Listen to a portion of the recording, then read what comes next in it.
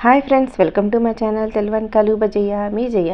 ఈరోజు మీ ముందుకి ఈ సీజన్లో ఎక్కువగా దొరికే పచ్చి జీడిపప్పుతో అయితే జీడిపప్పు ములక్కడ మసాలా గ్రేవీ కర్రీ అయితే మనం క్యాటరింగ్ స్టైల్లోని గ్రేవీ వచ్చేలాగా అయితే ఎలా చేసానో చూపిద్దాం. దానికోసం అయితే మాకు దగ్గరలో ఇలా జీడిమామిడి తోటలు ఉంటాయండి. ఆ తోటల దగ్గరికి వెళ్ళి ఈ పిక్కలు అయితే తెచ్చుకున్నాను. అక్కడ అమ్ముతూ ఉంటారు. అలాగే మీకు ఇవన్నీ చూపిద్దామని క్లిప్ కూడా తోట అంతా ఇలా తీసానండి. చూసారు కదా ఎలా ఉన్నాయి, చెట్లకి గుత్తులు గుత్తులుగా పిక్కలు. చూసారుగా పచ్చిగా ఉన్నప్పుడు ముందు పిక్కల్ని పచ్చి జీడిపప్పు కర్రీల కోసం వాడతారండి. జీడిపండు తయారైపోయాక పిక్క అయితే బాగా గట్టిగా ముదిరిపోద్ది కదండి, అవి డ్రై జీడిపప్పుకి అయితే వాడతారా. వాటిని ఫ్యాక్టరీలకు పంపించేస్తూ ఉంటారండి. మన జీడిపప్పు ఫ్యాక్టరీలు ఉంటాయి కదా, వాటికి పంపించేస్తారు డ్రై జీడిపప్పుకి. ఇలా పచ్చిగా ఉన్నప్పుడు అయితేనేమో వీటిని ఇలా కర్రీలకు ఉపయోగిస్తారండి. ఇవి అక్కడ 1 కేజీ తీసుకొని ఇలా కట్ చేయించానండి. మనం ఇంటికాడ కట్ చేయాలంటే కొంచెం కష్టం అండి, వాళ్ళైతే సులువుగా కట్ చేస్తారు. ఇవి కట్ చేసేటప్పుడు కూడా చేతులకి ఆయిల్ రాసుకోలేదంటే గ్లౌజులు వేసుకోవాలండి. వాటికి కొంచెం జిగురులా వస్తుందండి, ఆ జీడిలాగా. దానికి చేతులు పొక్కిపోయి లేదంటే పొరల్లా ఊడిపోతే పొక్కుల్లా వస్తాయండి. అందుకని నేనైతే ఇప్పుడు చేతులకు కూడా ఆయిల్ రాసుకున్నానండి. ఇవి వడడానికి ఆ జిగురికి మనకి అవి పొక్కుల్లా వస్తాయి, దురదలా వస్తుంది అని చెప్పి వాటిలో అయితే ఇలా కట్ చేయించి తెచ్చుకున్న తర్వాత ఇలాగ మీకు చూపించడం కోసం పప్పు కూడా వాళ్ళే తీసేస్తారు. కాకపోతే ఇలా చూపించి మీకు ఇలా తీద్దామని చెప్పి ఇంటికి తీసుకొచ్చానండి. చూసారు కదా, ఇలా తీస్తే మనకి పొర తీయడం కొంచెం కష్టం అవుద్దండి. అలా కాకుండా ఇవన్నీ పప్పు అంతా తీసేసుకున్న తర్వాత మనకి 1 కేజీ పిక్కలు వలుసుకుంటే ఎంత పప్పు వచ్చిందో చూసారు కదండి.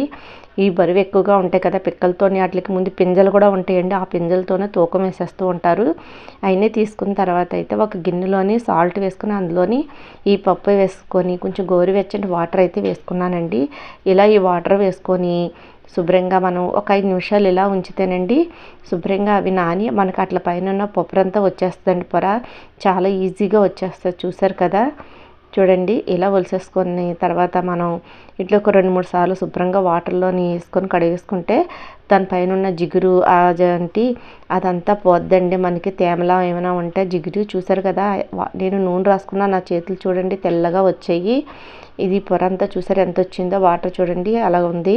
ఇట్లా ఇప్పుడు మనమైతే 2-3 సార్లు శుభ్రంగా కడిగేసుకొని పక్కన పెట్టుకుంటానండి. ఇప్పుడు గ్రేవీ కోసం అయితే ఆనియన్స్, టమాటా, కొంచెం జీడిపప్పు పలుకులు వేసి ఇలాగా కొంచెం ఆయిల్ వేసి ఇలా మగ్గబెట్టుకున్నానండి. ఇలా చేసుకుంటే గ్రేవీ అనేది మనకి చిక్కగా వస్తుందండి. ఇప్పుడు నాటు ములక్కాడ అయితే తీసుకున్నానండి. చూసారు కదా, 2 ములక్కాడలు తీసుకొని వాటి ముక్కలు కట్ చేసి పెట్టుకున్నాను. అలాగే పేస్ట్ చేసుకున్నాను. ఈ పప్పు రెడీ శుభ్రంగా కడిగి పెట్టుకున్నాను. అలాగే పచ్చిమిర్చి చీలికలు కూడానండి. ఇప్పుడు కూర చేసుకోవడానికి అయితే స్టవ్ మీద మట్టి దాకా పెట్టుకున్నాను. స్టవ్ మీద ఎప్పుడైనా మనం మట్టి దాకా పెట్టేటప్పుడు ముందు ఆయిల్ వేసి అప్పుడు వెలిగించాలండి. ముందే దాకా పెట్టేసి మనం ఆయిల్ వేస్తే హీట్కి అది బాగా బేట్లించడం క్రాక్ అవ్వడం జరుగుద్ది. అలా కాకుండా ఆయిల్ వేసుకున్న తర్వాత అప్పుడు స్టవ్ వెలిగించుకోవాలండి.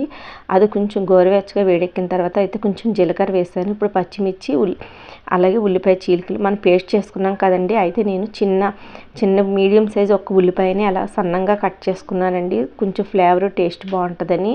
చూసారు కదా, ఆయిల్ అవి మంచిగా మగ్గిపోయిన తర్వాత కరివేపాకు కూడా వేసాను కదండి. ఇప్పుడు మనకి కర్రీకి సరిపోయినంత అల్లం వెల్లుల్లి పేస్ట్ కూడా వేసుకుని అది కూడా పచ్చివాసన పోయే వరకు మగ్గబెట్టుకోవాలండి. చూసారుగా ఫ్రెండ్స్, నేను గ్రేవీలో అయితే ఎటువంటి అల్లం వెల్లుల్లి పేస్ట్ కానీ మసాలాలు కానీ ఏమీ వాడలేదండి. ఆ ఉల్లిపాయలు, టమాటా, జీడిపప్పు చిక్కగా గ్రేవీ రావడం కోసం. అది కూడా అల్లం వెల్లుల్లి పేస్ట్ కూడా బాగా మగ్గిపోయిన తర్వాత ఈ పేస్ట్కి మనకి ఎంత కావాలంటే అంత వేసుకున్నాను. నేను ఈ కర్రీకనే కాదండి, తర్వాత దేనికైనా వేరే కర్రీ చేసుకుంటా కూడా గ్రేవీలా ఉంటుందని కొంచెం ఎక్కువే చేసుకున్నాను. చూసారు కదా, దీనికి సరిపడినంత వేసి అది కూడా పచ్చివాసన పోయే వరకు మగ్గబెట్టుకొని మనం కట్ చేసి పెట్టుకున్న ములక్కాడ ముక్కలు కూడా వేసుకొని అవి కూడా కొంచెం అలా మూత పెట్టి మగ్గబెట్టి మధ్య మధ్యలో కలుపుతూ ఉండాలండి. మట్టి దాకా కొంచెం హీట్ కదా, అడుగంటూ ఉంటుంది. అలాగే మనం శుభ్రం చేసి పెట్టుకున్న జీడిపప్పు పలుకులు కూడా వేసుకొని ఇవి కూడా కొంచెం పచ్చివాసన పోయే వరకు మగ్గబెట్టుకోవాలండి. చూసారు కదా, ఈ జీడిపప్పుతో అయితే చాలా రెసిపీస్ చేసుకుంటారండి. చాలామంది ఇష్టంగా తింటారు. నాన్ వెజ్లో అయితే మటన్ కానీ, చికెన్ కానీ, పచ్చి రొయ్యలు కానీ, అలాగే గుడ్లలో కానీ పన్నీరు జీడిపప్పు కానీ, ములక్కాడ జీడిపప్పు కానీ ఇలాగ ఎందులోనే వేసుకొని చాలామంది చాలా ఇష్టంగా తింటూ ఉంటారు. ఈ సీజన్లో దొరుకుతాయి కాబట్టి తర్వాత దొరకవు. ఇప్పుడే ఎక్కువగా ఈ 2-3 నెలల్లో ఎక్కువగా దొరుకుతాయండి. మనకి మార్చి నెల, ఏప్రిల్, మే, జూన్ వరకు బాగా ఎక్కువగా దొరుకుతాయి. తర్వాత అయితే అంతగా దొరకవు. చూసారు కదా, అవన్నీ బాగా మగ్గిన తర్వాత నేను కొంచెం పసుపు, సాల్టు, కారం, మన టేస్ట్ తగినంత కారము, గరం మసాలా, ధనియా పౌడర్ ఇవన్నీ వేసుకొని 1 by 1 శుభ్రంగా ఒకసారి కలుపుకొని పచ్చివాసన పోయే వరకు వరకు ఒక 2 నిమిషాలు అలా ఉంచి తర్వాత మనం తగినంత వాటర్ వేసుకోవాలండి. ఆ మిక్సీ జార్లో కొంచెం వాటర్ వేసి ఆ వాటర్ని అయితే ఇందులో వేసేస్తున్నానండి. ఈ పచ్చి జీడిపప్పు అన్నది త్వరగానే ఉడికిపోద్ది, ఎందుకంటే లేతగా ఉంటుంది కదండి.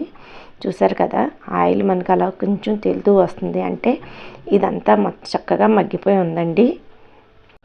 ఇలా మట్టి దాకలో చేసుకోవడం వల్ల కూర కూడా చాలా టేస్టీగా ఉంటుందండి. చూసారు కదా, జార్లో కొంచెం వాటర్ వేసుకొని అదంతా అలా వేసుకొని తర్వాత ఇంకా మనకు సరిపోయినంత గ్రేవీ, ఆ ములక్కాడ జీడిపప్పు ఉడకడానికి సరిపోయినంత వాటర్ వేసుకోవాలండి. తర్వాత ఒకసారి ఉప్పు కారం సరిపోయలేదో చూసుకొని చాలా పోతే వేసుకొని అలా మీడియం మంటలో పెట్టుకొని ఉడికించుకుంటే మనకి ములక్కాడ జీడిపప్పు కర్రీ అనేది రెడీ అయిపోద్దండి.